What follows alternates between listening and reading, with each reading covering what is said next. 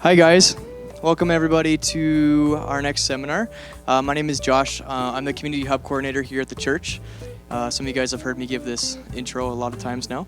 But basically we've been given a government grant over the next year to facilitate support and community hub for not just Chaparral, Walden, but the Southeast Calgary. And so we have people like Joyce who we can bring in to come do seminars. And you know, we have the beauty of technology that we can also welcome our online viewers tonight. And we are supporting mental health initiatives across the Southeast. We're doing a tutoring program that just finished for kids after school. And it's really cool. It's cool that the government can partner with a church and use church space like that to be a support for the community. So tonight we are privileged to have Joyce Rees come and share with us. I have a bit of a bio here. So Joyce has spoken to hundreds of thousands of people across the world for over 30 years. She has spoken on topics such as social justice, healthy self-care, and resiliency, which is what we'll be hearing about tonight. She is the founder of a not-for-profit in Vancouver's downtown east side, and she's a successful podcaster, has written books, and she relates as easily to a CEO as somebody who's maybe disenfranchised and also connecting polarized communities. So we're really privileged to have her tonight. She has a very tight schedule. She has spoken to like I said, thousands of people across the world, and we're really privileged to have her tonight to come share. So why don't we give a warm welcome to Joyce. Thank you so much. Now you can see what I really look like.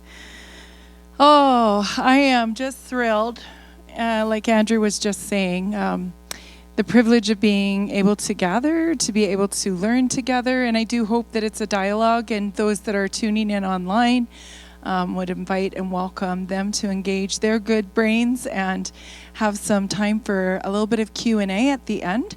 So if you're thinking while I'm talking, but what about, or, I wish she would comment on this, or I really came tonight hoping to learn, fill in the blank, then we're going to get to that.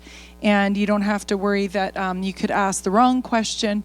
I never think that there's a bad question, only questions, right? And we help one another learn when we ask them.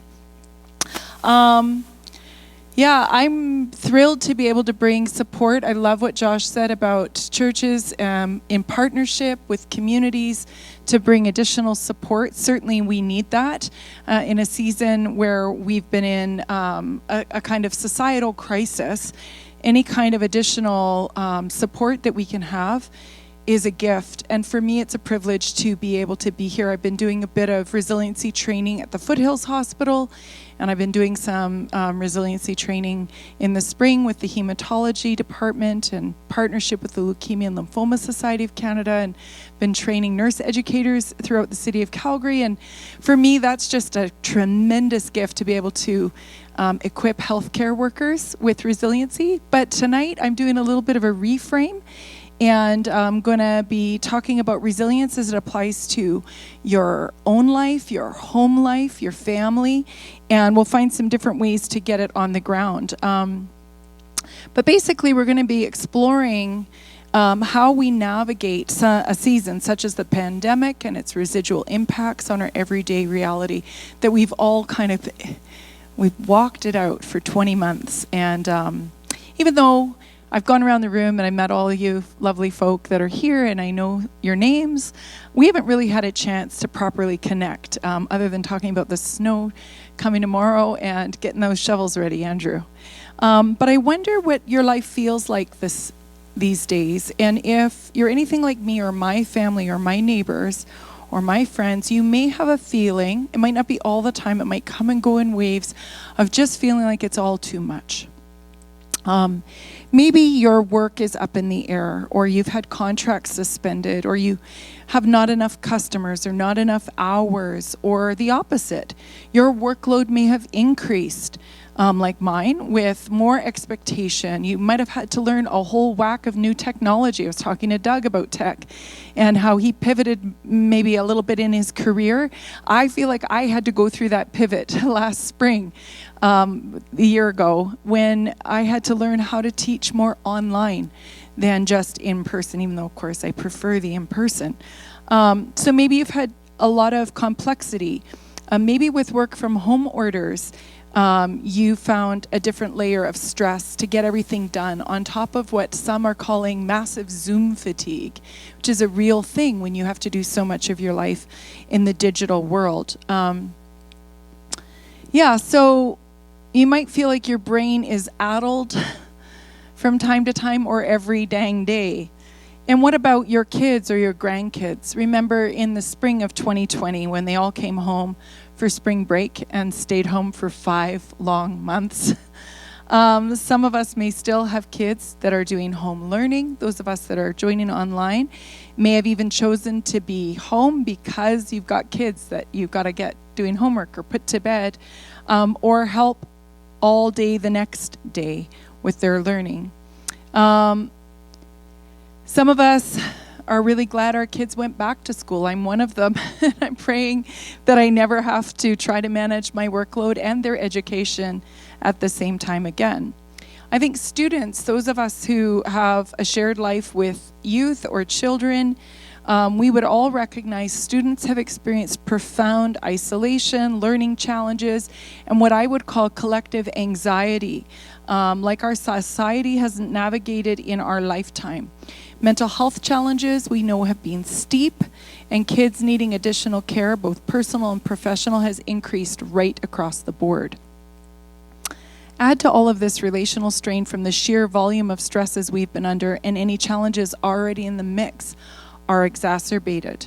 Maybe none of you folk have any challenges in your relationships, but some of us do. And if we had any communication problems before the pandemic, they might have gotten harder. Or any trust issues, or any different values or ideologies with the people we share our most intimate life with, it might have increased the strain between us. And then maybe for some, the relationships aren't just strained, they might be imploding.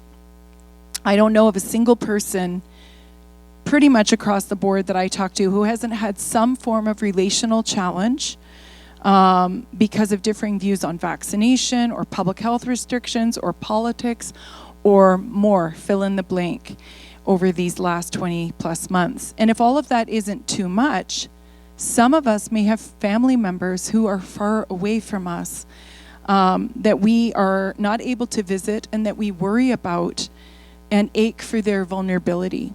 Others have been to more funerals in the last year and a half, and maybe online to boot, than in any other calendar year of our lives. I'm one of those people.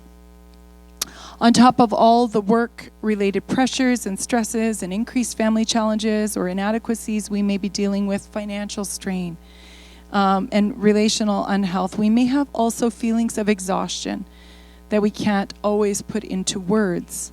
And if someone asked you to take on something new or more, you may feel like it's more than you can bear. You simply cannot. It's all a little bit too much.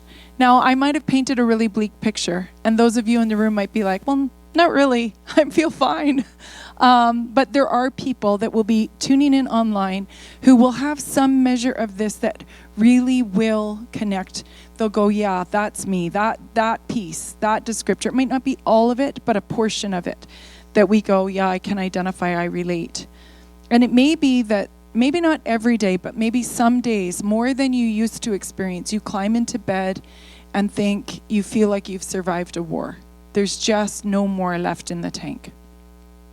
I know a bit about what that feels like pre-pandemic and the necessity for resilience. I learned long before I ever heard of COVID-19 and had it upend our normal lives. I spent nearly a decade of my life in the downtown east side of Vancouver, which, as you may know, is the poorest postal code in Canada, and it's not a place for the faint of heart to work and live. I was the founding director of a small not-for-profit there, serving in a neighborhood that has tremendous complexity. And you only have to watch the news a time or two or visit Vancouver to realize how challenged it is. At that time, and I've been in Calgary now for 7 years, the neighborhood had about 16,000 residents, and just over 50% of them were under the care of a mental health team. There were enormous addiction rates and thousands of needle users. We had the highest Ptsi infection rate in Canada. 92% of residents in the neighborhood had hepatitis C. 18% transmission rate of HIV annually in the neighborhood. That's very, very high. The World Health Organization had labeled our neighborhood a pandemic zone, and that was more than 20 years before everyone started using the term pandemic. I felt like I was drowning most days. Every 8 hours, we were dealing with a minimum of 3 hours of emergency or crisis, and the 5 hours remaining weren't even going to put a dent in the complexity of needs around us, let alone the reach for social transformation that we were engaged in. Burnout among inner city workers in North America averaged 4 years. That's people working in healthcare or social work or law enforcement or not-for-profits. But in the downtown east side, the average was 2 years, and that was before the fentanyl crisis. So I was always asking, how are we going to go the distance? And that got me thinking about resilience, which is why I'm here today to talk to you about how are you going to go the distance? And more importantly, is it possible to thrive in your life and not just survive it? So today I want to talk to you about resilience and give you a few key strategies, 2 in particular, to increase your resilience and enable you to flourish as an individual and in your relationships. So I want to talk to you very practically about 2 key ways. Now, resilience is a bit of a buzzword. I know we're not picking up a lot of magazines these days, like we don't go sit in the doctor's office and pick up magazines. In fact, they don't really put them out anymore because high-touch surfaces and all of that.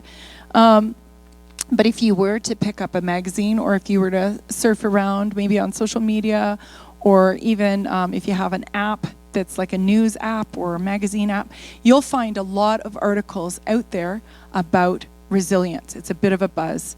So lots of research articles, podcasts, even magazine features, like I've mentioned, on the topic of resilience. And I would encourage you to check them out. It's gained a ton of momentum. That's actually led to increased funding. I mean, even the community hub funding is part of the recognition that people need more supports than they're getting. And so in the same way, resilience research has increased. And so the equipping and complexity that hadn't been significantly explored before is now getting a lot of traction. So if you were to do a little Google search tonight and you just wanted to understand resilience, you would find a few key things. You would find things that would say you need to increase in self-awareness, you need to learn to seek meaning in all areas of your life, you need to keep learning. Being a lifelong learner will make you a more resilient person. And you probably know that if you've ever met anybody who's older in years, but really sharp and keeps thinking about life and meaningful things, keeps on learning, then they tend to be more resilient. You'd find a lot about being positive and positivity. You could find out an enormous body of research about healthy self-care, and even laughter will feature pretty predominantly in resilience research. So I always think I've gone into the wrong field because I should have done happiness theory. That would have been a really great field to study. And then I could have just come and we could have laughed all night and you would have gone home more resilient. But today, instead of these kind of key things that you would find online, I'm going to try to offer you a couple of keys that you wouldn't necessarily easily or readily know how to unpack, that you could begin applying starting tonight to increase your personal resiliency and your overall strength and capacity of your family or your closest supportive relationships. So, the very first thing I want to talk about is learning to celebrate. And I mean like the need to celebrate for real. It's not just a nice idea. Resilience research says learning to celebrate is actually essential. So if you're only going to take away 2 things tonight, the first is the need to celebrate. We talked about this feeling maybe of exhaustion or feeling like you've been in the trenches that you might be left with at the end of every dang day. But learning to celebrate, even when you have a life that feels quite hard or heavy, is going to be absolutely essential for us to gain momentum in becoming more resilient, and I'm going to explain why. I'm not just talking about a retirement party when somebody decides it's quitting time, a friend of yours or someone you've worked with, or even a birthday party in your family or your housemates. Those are deserving celebrations for sure, but I'm talking about a way of being, not an occasion. A way of being that celebration would feature in some way every single day of your life. All the research says that celebration is a form of psychological, emotional, and spiritual nourishment that we all need. If you're a worshiping person in this community, then every Sunday you gather, that is a form of celebration, yeah? You have these rhythms of nourishing psychologically, emotionally, and spiritually, and celebration is essential for that. So why don't you just take a minute? I know there's only a handful of us here in person. More, I am sure, online. But just take a minute and think, and then those of us that are here in person can shout something out loud. And Josh, you're going to help me here. I'm a bit hearing impaired, so I don't always pick up at a distance what people are saying. But I want you to think and try to describe, if you were to describe your household or your family, adjectives, like a way that you would describe what you are like or something you could celebrate about your home unit, how would you, what adjective or word would you use to describe who you are? And I'm not assuming we all know each other, and you might feel like you're bragging, but it's okay. Just go ahead and tell me. We are... Say it again, Andrew. Articulate. Yes. So you guys are good talkers. Yeah, in my house we're fun and a little wild. What else would you say? If you live alone, how many of you live alone? Just Andrew. Okay, you live alone as well. So you can describe your closest set of friends or the people that you would cohort with or share the most significant life with. How would you describe who you are? Passionate. Great word. Excellent.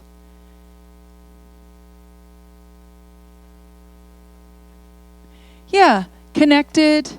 Intentional, maybe we would say. Yeah, great. Jane?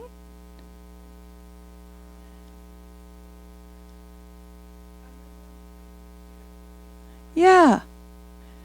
Cheerfulness, joyful.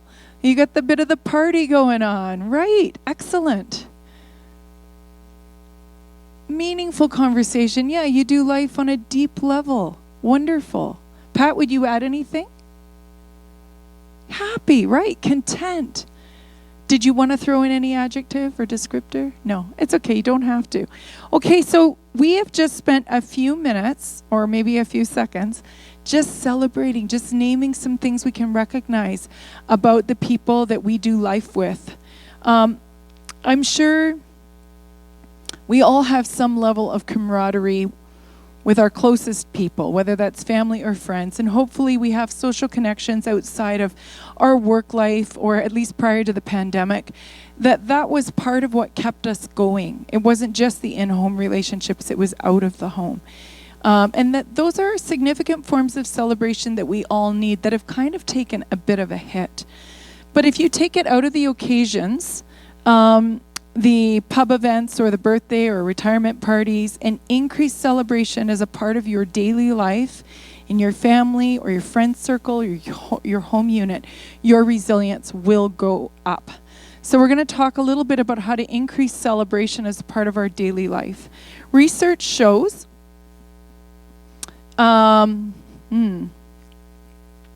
that celebration and acknowledgement of two key areas actually have a preventative effect on PTSI. So PTSI is what we used to call PTSD, okay? So post-traumatic stress injury. So not necessarily disorder, but just some damage to us from ongoing stress. So a preventative effect on PTSI and resilience research is celebrating these two things, both courage and sacrifice. So if you're trying to think, well, what do I have to celebrate? Like maybe it's that we're cheerful and joyful and we're happy and content and we're connected and we are articulate and we have deep conversation. Like we can name some of those things, but if you can find things to identify and celebrate that have to do with courage and sacrifice, your resilience will go up. So learning to identify those things as often as you are able is very, very important. Let me give you an example. My kids, I have realized, are so brave. Every day since the pandemic hit, they've had to find ways to just get on with things. Whatever the things are, the online learning as an 8-year-old. You know, my son, who's 10 now, his last normal year in school was grade 3. And he's in grade 5 now. Or maybe it was grade 2, actually. I can't even keep track. But they've had to find ways to do new and to be brave and to go into contexts that they haven't understood and to have to learn a whole new way of being in society. When can they go in? When can't they go in? When do they need a mask? When do they need to sanitize? How close should they stand, etc. And for us as adults, we can sometimes adapt or maybe not, but we understand at least some of the reasoning behind why. But for many, many children, they haven't been able to have all the logic, but they have had to pivot. And so I think we've been able to identify that they've been brave. Maybe it's your partner that's pivoted into a new vocation, or your family has had to reimagine finances and learn to live more frugally. You could think of a long list of things that have required courage and or sacrifice. And I would encourage you to think about those things significantly. Identify where courage has been evidenced and identify the ongoing sacrifice that you are seeing and learn to celebrate them, whether it's with your people in your own home or whether it's with the people you share close life with, whether that's neighbors or colleagues or extended family, your children or grandchildren or in-laws or others.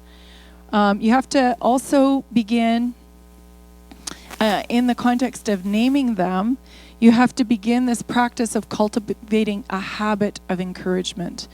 And I think this is a meaningful form of celebration that we sometimes overlook. You know, at the beginning of the pandemic, we realized we weren't going on a holiday. This is not this last summer, but the one before. And my husband's a touring musician, and so he wasn't going on tour. I was telling somebody earlier, we got a puppy and just did the COVID puppy like everyone else, and now he's a giant, like 110 pounds and enormous. And you can pray for me. But in any case, my husband said, well, what should we do? Like, how could we reimagine the summer, and what could it look like in addition to getting the dog, which came in June? And I said, you know, I haven't really figured out gardening since we moved to Alberta, but maybe we could try this year. And I love to square foot garden, and it's a whole particular way of doing raised beds and organic matter, and you probably don't want me to give you a gardening seminar, but in any case, my loving husband built me these raised beds, and I do a lot of vertical growing, and I went to the neighbor across the street and I introduced myself. And I asked him if I could please have his yard waste. And I'd seen him out there raking, getting everything up in April. And he was like, sure, what are you going to do? And I said, well, I'm just going to put it in underneath the soil that I'm ordering. And you know those big yellow bags people get on their driveways? Anybody else like to order the soil like me? None of you. Okay, so anyways, I got some delivery of the big yellow bags and got my kids out there with the wheelbarrows, and we filled up the beds, and I started planting. Well, my neighbor down the street, lovely friend, she had bought her house just 2 months after me, so this was only our second spring living in ranch lands. That's where I am up in the Northwest. And she thought I was going to an awful lot of trouble to put vegetables in. And she didn't bother. She just dug up a little patch of her yard and put some seeds in and hoped for the best. But then all summer long, spring and summer, she would come to me and be like, what are you doing about the slugs? And I would say to her, I don't have any slugs. And what are you doing about this? And why is this bolting already? And on it went. And at the end of the summer, this is no exaggeration, my friend felt like there is no point in gardening in ranch lands because it was piddly what she pulled out, and her carrots split at the bottom and grew 2 legs, and The ground was too claggy and hard, and it didn't grow well. And in my little square foot gardening method, I grew 56 varieties of things. And just potatoes alone in 7 square feet, I pulled out over 250 potatoes. And we had food security going on, people, in my backyard. And she was just dumbfounded. Well, why am I bothering to tell you this story about gardening at a resiliency seminar? What's the principle that you can take? If you nourish the soil of your life, you will, if you look after it, you will get good crops. You need to look after your passion, your courage, your hope for your families, for your relationships. If you don't, they become thin, like a very thin topsoil. And that's true of many things in our life. It's true of our work, but also of our shared life together, the people that we journey with the most. You know, all that energy I put into making the beds and putting in the matter, that's why the seeds did what they did. It wasn't the seeds that were exceptional, it was the growing environment. And so I really would encourage you to dig deep on this idea of celebration and cultivate that habit of encouragement. If you can learn to keep encouragement going in your relationships, it's going to be like that crazy yellow bag of soil that has got all that beautiful compost that's going to make things flourish and grow. And if you don't believe me, I would just encourage you, I would dare you to do a little experiment for just even a few weeks or a couple of months. Try this practice of cultivating a habit of encouragement and see what happens to your relational growth. We need encouragement. Otherwise, we lose the oomph or the energy or maybe even the plot. Regular celebration of the good life you are engaged in, the people you journey alongside, the moments of inbreaking goodness or any healing you might witness in your relationships is like adding a beautiful, rich, nutrient-dense topsoil to your life and relationships. Celebration will nourish your resilience in ways you absolutely cannot fathom, and all the research bears it out. You must celebrate the moments, but you also really want to pay attention to the progress. So it's more than me saying to Vanessa, am I right? Is it Vanessa? I really like your sweater. So if I was to say, oh, wow, I love your sweater and it's so cool, that design, all you online people can't see what a nice sweater Vanessa has on. That might make her feel good. It might feel like I'm celebrating something. And I'm celebrating her taste in fashion, but it's got nothing that's really meaningful about her or our relationship, because quite frankly, we're not friends yet. So I can't name any progress that I'm seeing in her life. But if Pat was to tell Linda, his loving wife, something that he's noticed about her progress in how she's handling stress or how she's been taking care of her health, or you fill in the blank, right? If he's able to name something, celebrate that with her, that's going to add resilience for sure. So we celebrate it individually. You could journal or put a little note in your phone or leave yourself a voice memo once a week and tell yourself something that you've noticed that you could celebrate about your own progress. That actually will help you. But if you trade it in relationship, it will help you even more. British author and educator Chris Johnstone, who is a smart dude who knows an awful lot about the psychology of resilience and sustainable happiness, says this: if you don't pause, first of all, to notice that you've made any progress, it's very easy to feel that you're not making any progress. And if you're not making any progress, one of the risks for burnout is that loss of meaning, where you lose the sense that there's a point to what you do. Basically, you run dry. So noticing, paying attention, and celebrating progress. So we've talked about courage and sacrifice, and now we're talking about naming the progress will actually add to your resilience. So what could increased celebration on a day-to-day basis look like in your home or in your rhythms of life? And I want to suggest that maybe I have a slide for that. Yes, I do. What could it look like? The off-ramps I like to think of, and the on-ramps. So by off-ramps, I'm thinking about after school or work or bedtime. It could be On-ramps like morning coffee or commuting together. What are the rhythms you have in your life, the everyday shared experiences? Maybe it's a midday phone call or text thread that you have with your wider family unit, or dinner time, or Friday night, or weekend brunch, or date nights. We have rhythms to our life that can become touch points for increased celebration. We have to think about them. So today, when my boys got home from school, I made a quick little guacamole, and one of my sons really likes guacamole, and so he knew this is special because I don't do that every day after school. And we sat and had a few minutes to talk about what went well. He did very well on a math test, which is a really big accomplishment because he struggled so much with math. And so we could just celebrate that moment in his day. At least looking at how you do your rhythms of life, try and figure out where you could have these kinds of habits of celebration in your daily life together. Naming the things is really, really important. So courage, sacrifice, progress, having rhythms of celebration, and then I always like to help people name the things you appreciate and what you've seen transformed. That is a form of progress, but naming the appreciation and the transformation. So the appreciation has to do with what you value. I really value that you call me on Sundays. My mom used to always say that because when I was in college, we didn't have the internet and texting wasn't a thing. We didn't have cell phones, but I called my mom from the dorm phone every Sunday afternoon. That was the rhythm in our life, and my mom would tell me how much that meant to her. My grandfather couldn't hear very good on the phone, so when I was supposed to be paying attention in my history class, I was writing my grandfather a letter. And all the times he told me how much my letters to him really mattered. It was part of the rhythm of my life, even if I was mostly, not paying attention in college.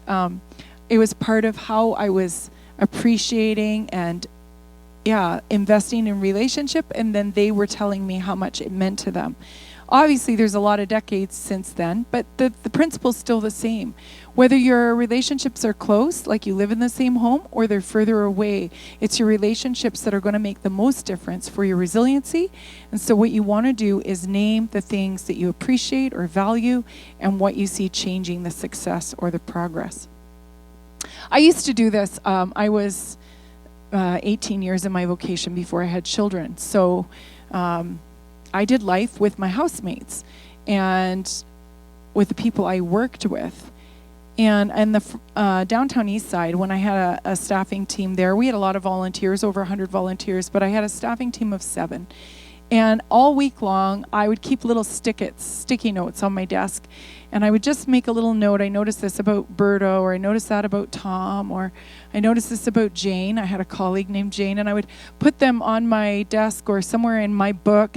And on Fridays, I would quickly scan my little sticky notes and think, yes, that's the thing I'm going to name today. That's the appreciation, or that's the transformation, or that's the progress, or that's the courage, or that's the sacrifice. And I didn't yet know about this research. I just intuited as a leader, a manager, if you will, I intuited the need to encourage them and to help strengthen their ability to keep going, because we were trying to figure out how not to burn out in 2 years. And so on Fridays, I would go to them and I would say, hey, just take a few minutes here to encourage you before you head off into the weekend. And I would name something. Sometimes it was levity. We'd be laughing really hard about something that had gone horribly wrong, but we'd managed and got through that crisis. And other times it was something more serious. I noticed how they took time with someone who was really vulnerable, and or how they managed a challenging situation. And I would name those things for them. And I think sometimes they thought, God bless Joyce. She's meaning well, but it's sort of cheesy. Every Friday she comes with the list. Make my way around to each of them before the end of the day. But years later, in fact, just a couple of years ago, Berto applied for another job, and he's gone quite high up in not-for-profit work. And he was saying, yeah, I'm going to put in for this position. I was like, wow, I really hope you get it. And he said, I would love for you to be a reference again, if that's okay. And I said, absolutely, I'm happy to do that for you. And then just before we hung up, he said, you know those Friday encouragements he used to give me? And I laughed, yep. He said, I used to write them down after you would leave. He had a little moleskin notebook, and he would write them in there. And he said, do you know that I still pull them out on Fridays and I read them to myself to remind myself that somebody saw what I was good at and believed in me and gave me the courage to keep going.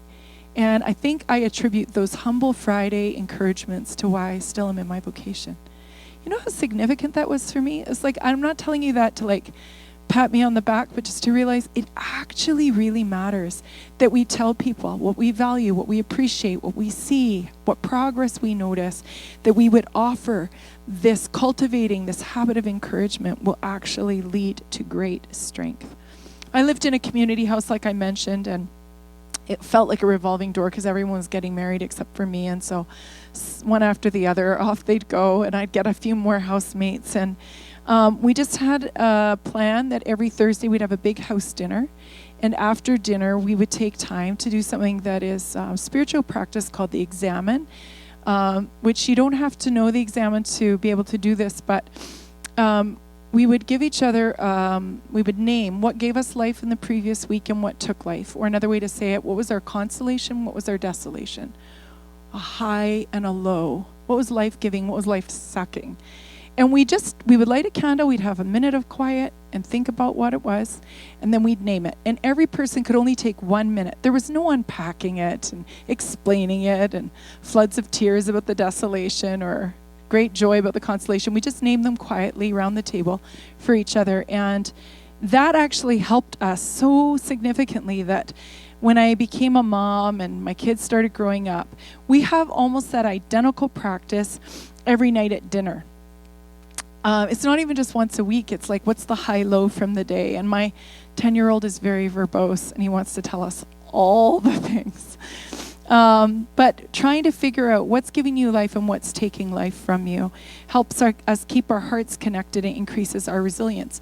My husband and I try to have a date night, which, you know, good luck, right? And then with kids and no babysitting in the pandemic and no money and all the things.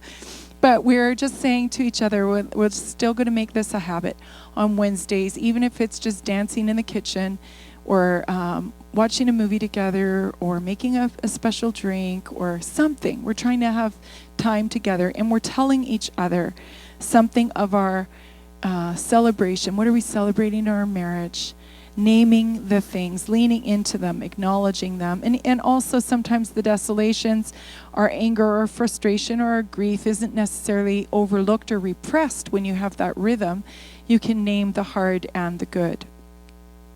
And we can tell one another or our children, look how far you've come, naming the progress. Or you could encourage your partner or someone that you share life with, how much courage it has taken them to reframe their life, but how you can see that it's working in very particular ways.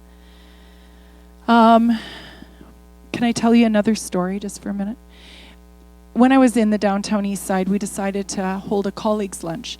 Some of you may find that you have more shared life with the people you work with because you spend a lot of hours with them than you would have even at home. And so I thought it works, this sharing of the table with my housemates on Thursdays. What if we started sharing the table on Wednesdays at lunch with colleagues? And so we just said, everybody bring your lunch, and we'll just take whatever time you have. If you have an hour, 45 minutes, half an hour, just come for the bit that you can. All these people who normally would burn out working in the downtown east side, the frontline workers, the drug and alcohol counselors, safe injection site team members, mental health outreach teams, social workers, you name it, they started to come. People who knew the trenches, and word started spreading, and more people started showing up, and some could only make it once a month, and others more frequently. But the Wednesday colleagues' lunch became a place of tremendous celebration, and resilience went off the hook. I've been gone nearly 10 years, and colleagues' lunch is still going. And numerous colleagues attribute that humble brown bag lunchtime to why they're still in their vocation, why their collaboration went up, why their hope increased, and why their endurance is still abundantly evident in their longevity. And it was just doing the high-low. And we had so many people coming, everybody couldn't share every week, but everybody shared once a month. So we started figuring out what those rhythms look like at work, how we could cultivate celebration. I started thinking it through for my family. I grew up with Friday nights being kind of special in my family. It was like my mom and dad would buy Bits and Bites or Bridge mixture. I don't know if anybody's old enough to remember what those treats were, but that was the thing when I was a kid. And so we've kept that tradition a little bit for my children. Friday night, treat night. We have fun. We eat special food. During the pandemic lockdown, one of my sons suggested we try creating cultural cuisine different every week. So we learned how to make sushi, and we had Mexican food, and we did all kinds of things. We even tried cooking Filipino. I'm not going to say it was a wild success, but we had fun practicing, learning. We have dance parties, spontaneous dance parties. The neighbors must really wonder. We watch movies sometimes. It keeps us celebrating the rhythm of the week. We made it to Friday. We can let our hair down. We're not isolating. We're together in that. Celebration is an enormous form of gratitude that affects our ways and mood, in our mood in ways that research is only beginning to quantify, and it has an enormous impact on resiliency. So in your celebrations, your on-ramps, your off-ramps, your weekly rhythms in your shared life with those that you do life with, find ways to articulate your value for one another and celebrate the things you notice little and often. Do you understand a little bit more now than just a birthday party or a retirement party? When I got married, I would say to my husband at night, "Tell me something lovely." And it was really annoying to him because he thought I was asking for a compliment. And he tried it first, and then after a while, he was like, "I don't really know what you're after." And I was like, "I'm not asking for a compliment. I want to know something you noticed today. Just tell me something lovely. What brought life to you?" And it could have been, "Oh, the sunset," or "the dog was really clever at this moment," or "I had a neat chat with an older gentleman in the park," or right? And that became a way of me keeping my heart connected to him, knowing what was going on for him, how he was experiencing life. So then the second thing I want to offer you, and it's not quite as long as the need to celebrate, but this idea that we need to connect. Celebration is a form of it, but I want to talk about when it's not just all like happy. I mean, going beyond the surface. I think it might have been Linda that said meaningful conversations happening, something of that ilk. So this is exactly what I'm talking about. Linda, you're an expert, so you could probably be teaching us. But going beyond the surface with the people that you share life with, not only relating through a lens of problem solving or getting tasks done, lunches made, laundry done and folded and put away, but creating and sustaining meaningful human connection. I have a cousin named Brady Wilson, who is the founder of Juice Incorporated. He speaks mostly to Fortune 500 companies in professional development, and he's authored 4 books dedicated to improving employee performance and getting good business results. He's like an energy expert, and none of you could afford him. So I just decided I would steal Brady's best stuff. And he says this, all the research shows one of the vital elements to becoming resilient is that resilient people nurture themselves by creating micro moments of connection. I'll say that one more time. Resilient people nurture themselves by creating micro moments of connection. You can do that through celebration, but you can also do that through being very honest and vulnerable with one another. The desolation stuff I was describing a few minutes ago. The low in your high-low exchange. Maybe you have someone in your family whose behaviors are really hard for you to handle right now. Or in your friend circle. Maybe you feel scared for them, or maybe you have a challenge with a friend at school or at work that's making you feel kind of crappy. Something as simple as acknowledging the feeling of being scared or rejected or vulnerable in some way with someone else. It doesn't have to be the person you're having an issue with. It could be somebody you're not having an issue with, but to be vulnerable and say how you actually feel will increase your resiliency. This is actual proven research. Conversely, sharing something, an experience that you've had that has helped you overcome fear or navigate a friendship that wasn't going well, or you name it, the not easy, challenging things we've negotiated in life, that can also create a connection between you and someone you share close life with. that will increase your resilience. And in fact, I'm going to go so far as to say, I don't know if Linda and Vanessa know each other, okay? But let me just pretend. If Vanessa had a little bit of friendship, and Linda's a little bit older, for those of you who are online can't see this, and maybe they had coffee, and then Vanessa was vulnerable and shared something that was challenging for her, and then Linda maybe shared something that she'd learned when she was younger that had really helped her, okay? That kind of relationship. Linda could think, going for coffee, like, I don't have anything left to give anyone. And now I've got to try and show up for this younger woman, and I'm sure she's lovely, but no offense, Vanessa, ain't nobody got time for that. Like that kind of feeling, right? Deep inside. Do you know what research says? If Linda does it, if Linda gives it away, Linda's resilience will increase even more than Vanessa's. When you give it away or, serve someone else, your resilience goes up. And it's particularly in these micro connections when you share meaningful life with someone, your resilience goes up. Even though it feels like a sacrifice, or you might not feel like you have anything in the tank. At the hospital, I'm always telling the senior nurses, if you give away in a mentoring way to a younger person on your team who's newer to the role, you might not feel like you have any capacity to teach. But when you do that, your resilience goes way up. They benefit as well, but you benefit more. I don't want to be too prescriptive, but the point is that you will need opportunity to create meaningful connections with others to increase your own personal resilience. It's vital for those connections to be honest and to allow for intimate connection, not being ships in the night, right, with who you do life with, not doing life on a TV or with a screen in your hand all the time. Like Andrew was saying, how much he prefers in person. That's very human of you, actually. That's what we're made for, is the in-person connection. So, lots of homes I know, people have realized, like, we have a no device rule at dinner, or we have a no device in our bedroom, or we have a no device day of rest. We put it in a tech box and we shut it all off and we are with each other. So however you want to find ways to be able to connect, the opposite of isolating from one another or living in parallel universes, you must have intersection. And in those intersecting times, it can't just be task driven.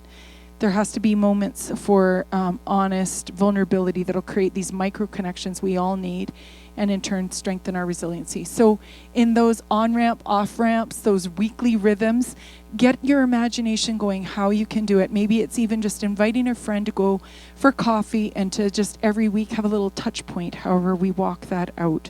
While much of the research on resilience focuses on individual strengths, it's social support that, like, without a doubt, all the math is saying matters the most.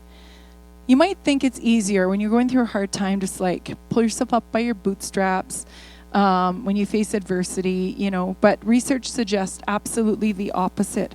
Positive relationships and supportive environments have an important and even essential role to play in our resilience growth. Your connections really, really matter.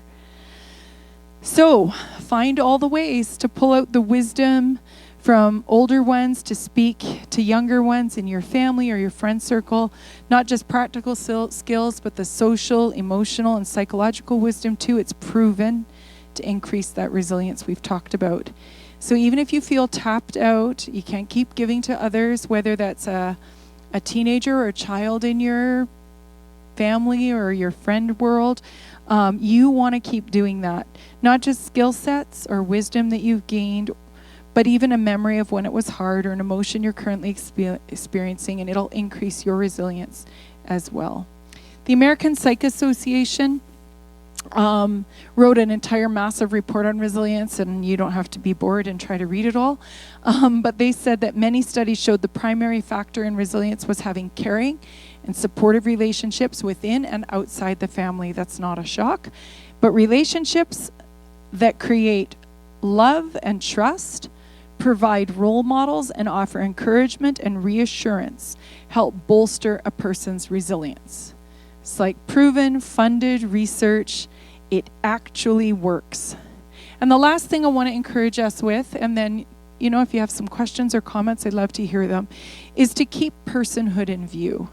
And I know this might seem obvious, but I find it's really important to bring up, especially for families with children at home. Your kids are full people, not half people. Don't condescend when you talk to them, whether they're your children or your grandchildren or your nieces or your nephews. They're not also just an extra pair of hands to get stuff done. Their life cannot, and your connection to them cannot be about their chores. They are not a problem to solve. Nobody in your world is a problem to solve. We want to know one another, and not just facts like a favorite color or favorite food, but knowing one another's hearts. And the same is true for our housemates or our spouses. They are living a full life as fully formed humans. You're not living their life, so you can't know everything, but keep their personhood in view. Not the issue that's going on between you or the challenge going on in your own world. They're going through stuff. So if you've got conflict, or like we talked about at the beginning, trust issues or communication problems or things that are exacerbated because of the pandemic season, keep their personhood in view.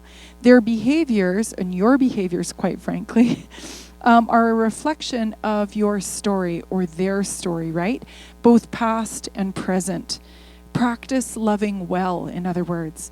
The key to this is to see them as a person, to remember why you love them, the good, the bad, and the ugly, and then hang on to that love for dear life. Yeah? We all need increased resilience to go the distance, and more importantly, the beauty is that when we celebrate and connect with one another, everyone's resilience increases. Our togetherness, our ways of sharing life really matter to our well-being in all the spheres that we're doing life. All right. Any comments or questions that you might have?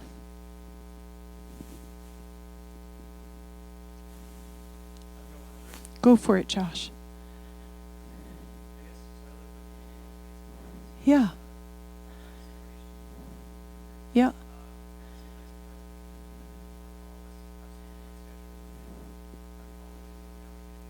Yeah. Yeah. Yeah. I love this question, Josh, because I have a lot of experience. I ran a community house for 17 years. So I know all kinds of ideas. And the very first thing I would suggest is commit to one night a week that you're going to be home together. Or if it can't be a night, a Saturday morning brunch. But you're going to share the table one time in a week and not just be the ships in the night going in all directions. There will always be a reason that it doesn't work. You have to choose it. You have to say, this actually really matters, that we cultivate a healthy life together. And, in my house, I was known as the really good cook. So we all had to take turns. We just chose to share food a lot more than just once a week. But everybody took a day to cook, and then I always did the big house meal, because that was kind of my love language. Sitting around a table, having time together. And it didn't always have to be intense. Dinner could be over and done in an hour and do the dishes, and someone could still go do something for the evening. But lots of times, we started watching Survivor together, or we had these little rhythms that became part of our shared life. And we did that little exercise, the examine, around the table, and just kind of were able to be vulnerable with one another. Now, we were a community house that had a lot of spiritual practices as well, so we could invest in one another throughout the week. But that would be the starting point. And then any other on-ramp, off-ramps, might only be two of you having morning coffee together. But hey, what do you got on today? How can I be supportive? I'll be thinking of you. Or if you're a praying person, I'll pray for you. That kind of thing. Or at the end of the day, hey, how did that go? So that you're just creating an overlapped life instead of ships in the night. And 3 single dudes, you're going to be going in a lot of different directions. So, yeah, just choosing it intentionally. I hope that helps a little bit. But, yeah, ask them what their imagination could be for your shared life. Anyone else? Another question or a comment? Yeah, Jane.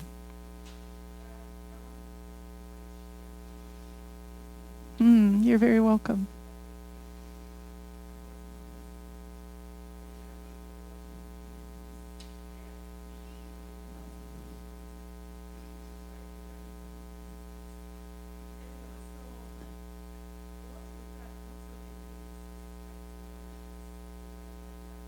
Yeah.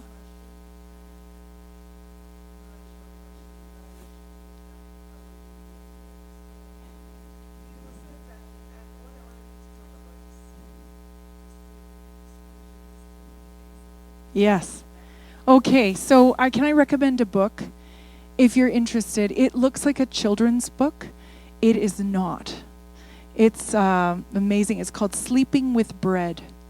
And it's by the Lynns, Linn, and it's a husband and wife and a brother-in-law. And I think that they come from the Catholic tradition, and they were doing spiritual formation on retreats for people to learn the examen, which is an old practice St. Ignatius actually taught for discernment. So you would discern like what was life-giving and what wasn't, and maybe guidance in that discerning path. And so I often recommend Sleeping with Bread. It gave me an imagination for how to use the examen in like the now reality, because I'm not from when St. Ignatius was roaming the earth. So how can I do this with my housemates, with my family, with my work? I use the examen all kinds of ways. Like I mentioned around marriage or my parenting. I do an examen quite regularly on my role as a mom, so that I can kind of discern what's really working or not working, what's healthy, what's not healthy, how can I lean in and grow more. And that has helped me also discern my vocation. I realized after doing the examen for 6 months when I was leading that not-for-profit, that what was death-giving to me, it was embarrassing. Every week it would come to my desolation, and I would tell my housemates, like, doing the books is like death. I have to do the payroll and the TOD and all this stuff, and I can't handle it. I hate it. And I had to do it. Somebody had to do it. But I started to realize it was taking so much life from me. I discerned this is not actually my calling, if you want to describe it that way. So, in faith, I had to take a risk, and I gave away a quarter of my salary and a quarter of my job. And you know what happened? This is the timing. That's when Jane, my colleague, came to work for me. The same day she was let go of a job, I came to her to say, would you be willing to do this? And she was brilliant at it. And that next week, I got an increased contract for teaching, which quite frankly is really life-giving for me. So it was fine. It all worked out in the wash, but I needed to discern that wisdom that came from doing the examen. So I'd really recommend, it's the best, simplest book, Sleeping with Bread, and it's just a tiny little book. You can order it on Amazon or wherever you want to get your books from. And it was very, very helpful for me. Yes, Andrew.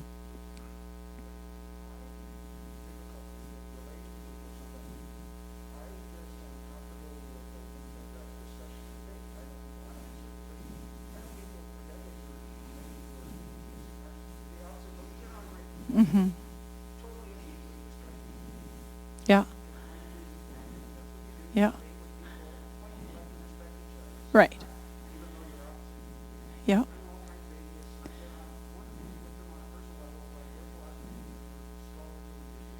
Yes. Yes. Yeah.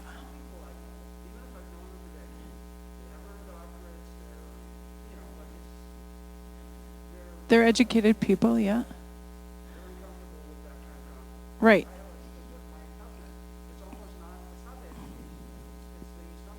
It's a way of relating. Mm-hmm.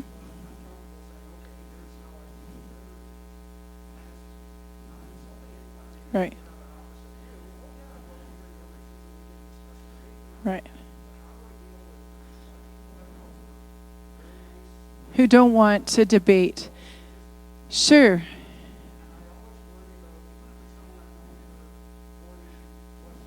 Yeah. Yeah. Yeah.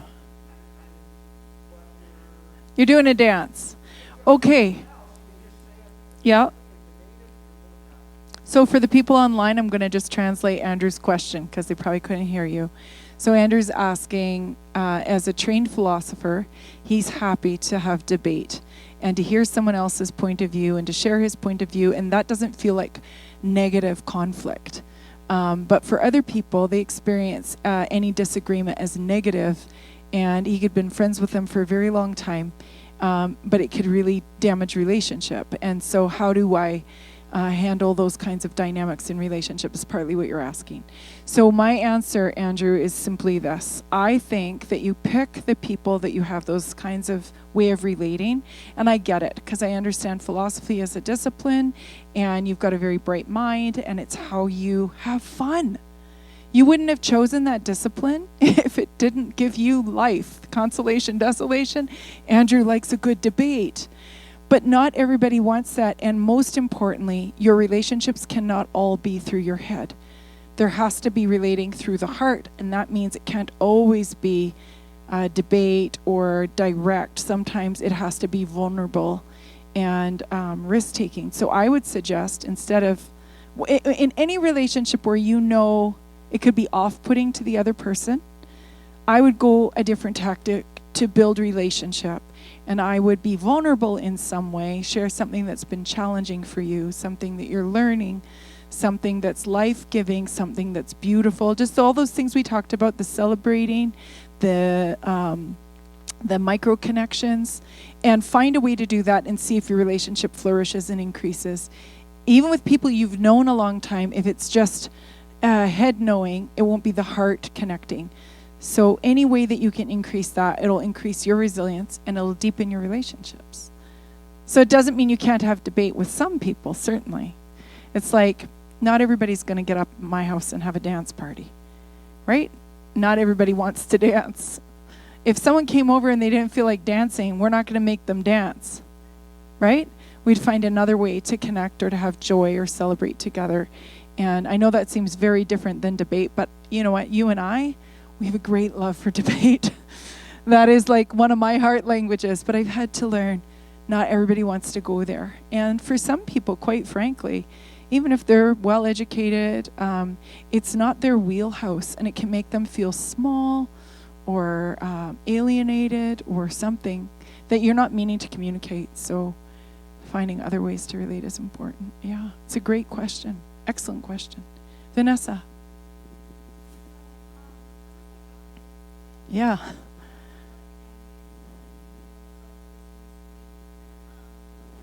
Yes.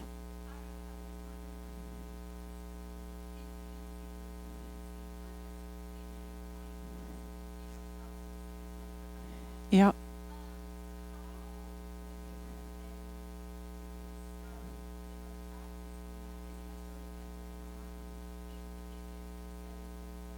Right. It's virtual.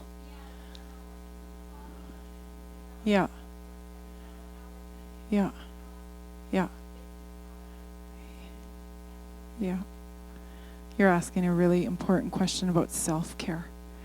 And I feel like you could probably school us. So for those that are online, Vanessa's asked a question as a psychologist, doing a lot of her work virtually and remotely from other colleagues and from in-person connection with clients. The different setting and maybe not as much of a boundaried setting for your work, and also in isolation a lot of the time. So how can you be healthy in that? And I would just say, yeah, part of it is knowing our weekly rhythms. I actually think it really matters. My highest encouragement would be, people really resist this when I talk about this, okay, but you asked. My highest encouragement would be at least a 24-hour rest period. And it's a principle that we sometimes know of in some parts of the world as Sabbath. And when you set aside, it's not a day, it's 24 hours. When you set aside that time and you let go of the work and you enter into a lot of things. But really, I mean, I could do a whole talk just on Sabbath-oriented living, but in that you want a few things. So story is really central to Sabbath. So it could be like we read sometimes aloud to each other in our home, or we'll listen to the Vinyl Cafe with Stuart McLean because we love his storytelling, or we'll watch a movie together, but story is a part of it. being in creation is actually quite important. It fuels us to go for a walk or to be in the woods or to walk along the water, or 1,000 different ways I could describe it, but and then feasting is a part of it. So we tend to feast in our culture too much, actually. It becomes part of, like, every day the senses need to be wowed. Every meal the senses need to be wowed. Every coffee break. And so we don't actually know what it is to have something that's really special. And so if you could work some of those things in physical intimacy and proximity to people that you love in that, even that 24-hour period. So it might not be every day, but if you can have some of those rhythms in your week.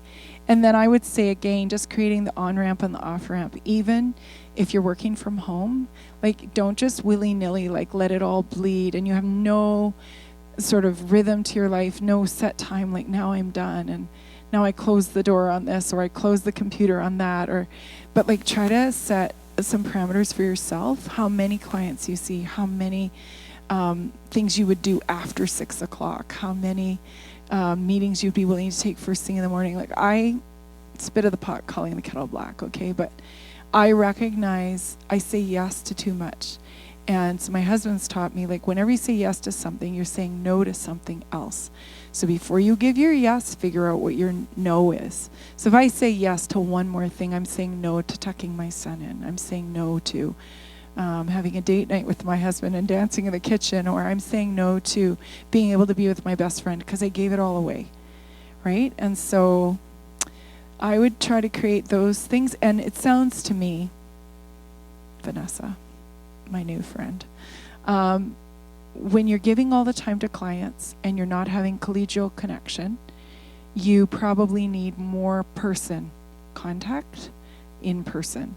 So I just, like, we have a saying in our family, there's no bad weather, only the wrong clothing.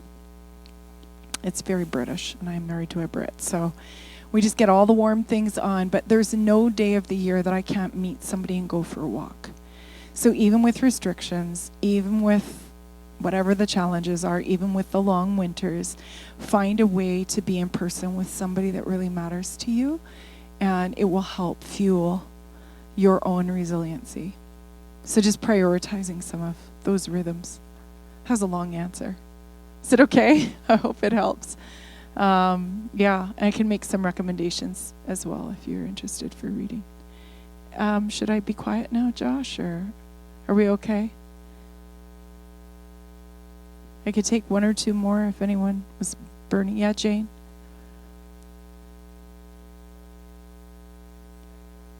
Yeah. Yeah.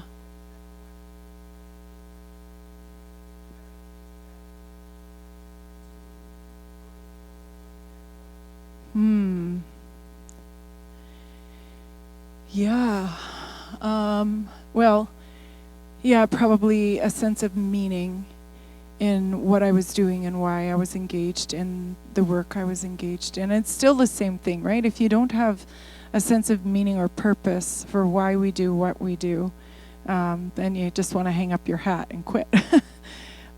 So having a sense of meaning. And for me, when I'm teaching in the hospitals right now, the one thing I'm always telling them is if you work with really challenging patients, and some of us have really challenging people we work with, you won't have a meaningful micro connection with every person.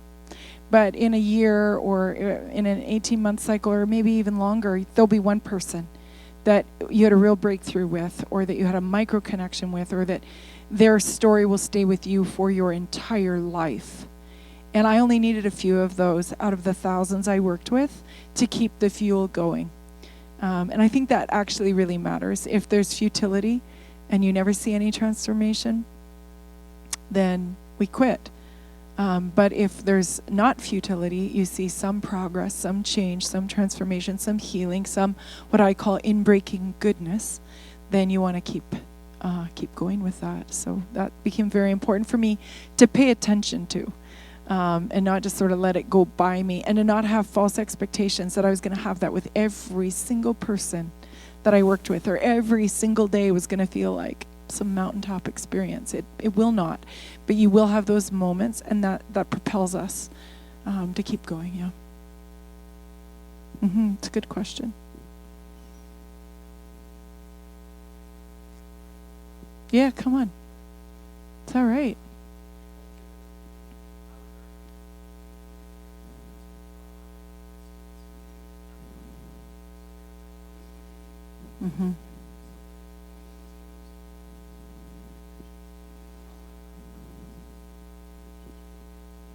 Yeah.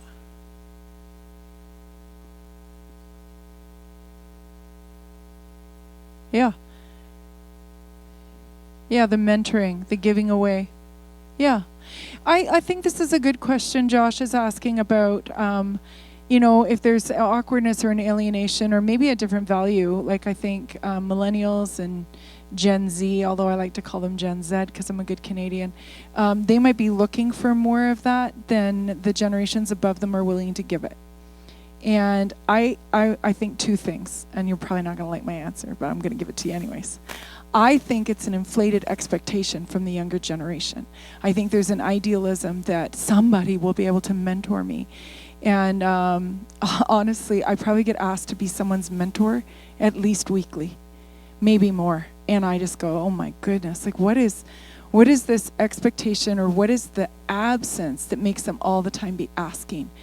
And I know of others in the, some of the work world or even in church world who are like, like they're always looking for like somebody older and wiser is going to give them the thing.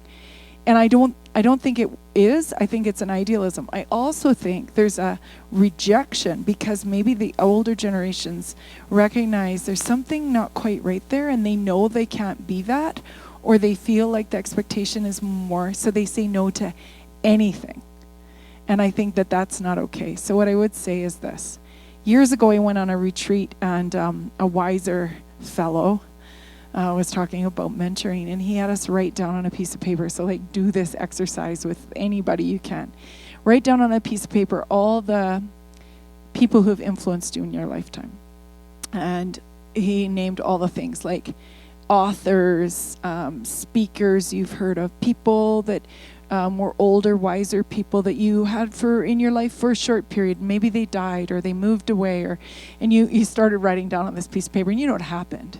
Like C.S. Lewis was my mentor, and I don't know, Dorothy Day or Jackie Pullinger. Like I started writing down these names on the paper, and I was like, oh my goodness, I've been mentored by a lot of people.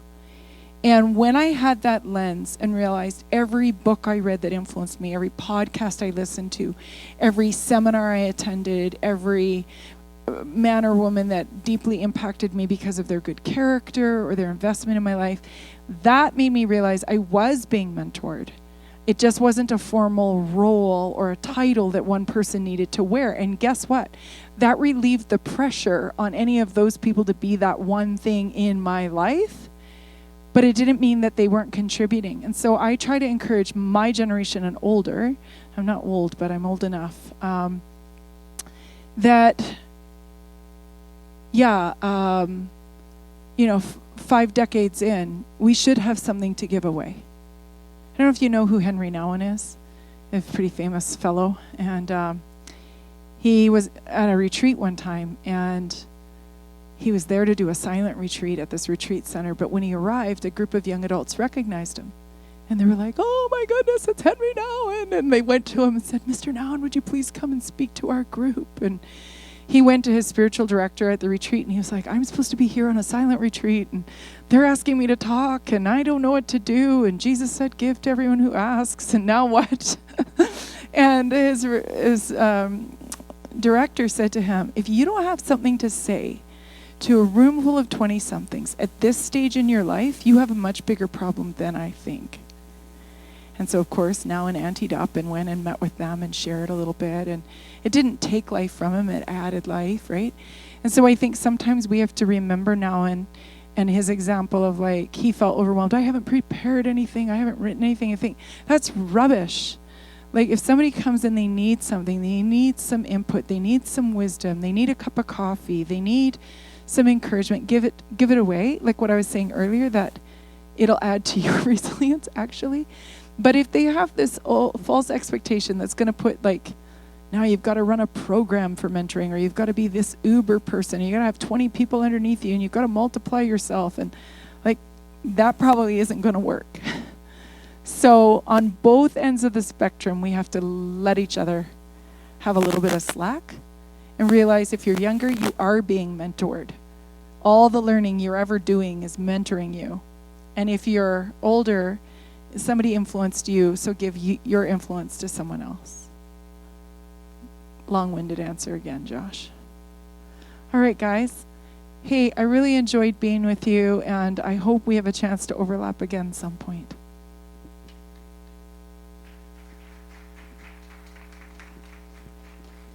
Thank you, Joyce. Yeah, guys, thanks again for our in-person crowd for coming today to support Joyce and just our great seminar. I enjoyed so much and learned a lot. Just for November, we have I don't know if you guys grabbed one on the way in, we have 3 Enneagram workshops coming up starting next Thursday. I don't know, how many of you guys have heard of the Enneagram? Anybody? Yeah, I had never heard of it prior, and I'm studying counseling, but I think it's a great tool to help understand yourself better, like even what Joyce talked about learning more about yourself, becoming a student not just of psychology, but it's a tool that helps you learn more about yourself and others, and to relate with people that you might come into contact with or have conflict with. So our first one is on discovery, so it's on purpose and discovering who you are in your number. Part 2 is on respect and challenge, so people that maybe you come into contact with who you just butt heads with, how you can better relate with them. I'm a 7. Yes, Andrew, come, especially to part 2. But that's not everybody, right? Yeah. That's true. Some people love that. And then part 3 is on relationships and boundaries, so really good for marriages, dating, even if you're single. Come on out to that one. So that will be the next 3 Thursdays, and we have a really good speaker coming to share. She does this full time. She's a counselor, and she does Enneagram training. So encourage you guys to sign up for that one. Spots are filling up quickly for that, so I encourage you to get on that as well. Yeah. Thanks again, Joyce. If you guys want to chat after, I don't know if she has a few minutes to stick around, and then online, if you guys have any questions, you can send those to me, and I can maybe work something out with email or something. We can do that. So, yeah, thanks again for coming, guys, and have a great rest of your Thursday.